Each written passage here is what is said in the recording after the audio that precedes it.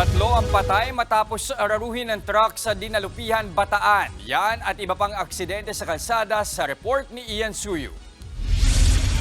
Kuha ang video na yan ilang sandali matapos ang isang malagim na aksidente sa Dinalupihan, Bataan. Wasak ang isang tindahan at bahagi ng isang bahay matapos araruhin ng truck sa palusong na bahagi ng kalsada. Bago nito, sumalpok din ang truck sa isang motorsiklo.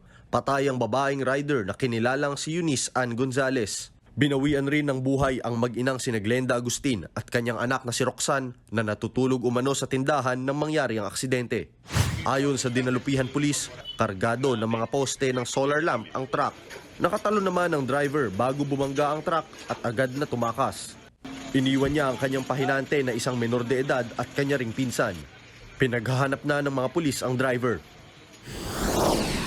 Sa Argao, Cebu naman, patay ang isang emergency responder matapos maaksidente ang sinasakyan niyang ambulansya.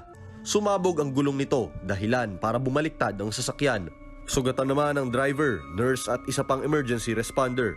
Papuntang Dipolog ang ambulansya galing sa isang ospital. Nagpapagaling na ang mga sugatan. Dalawang motorsiklo naman ang nagsalpukan sa Kasiguran, Sorsogon kahapon alas 11:15 ng umaga. Sa lakas ng impact, tumilapon ng isa sa mga rider at tumama ang kanyang katawan sa concrete barrier. Wala namang suot na helmet ang kanyang nakabanggaan. Nagpapagaling na ang dalawang rider sa ospital. Nagbabalik News 5.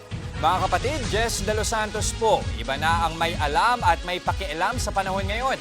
Para sa tuloy-tuloy na balitaan sa Frontline kahit weekend, mag-follow at mag-subscribe.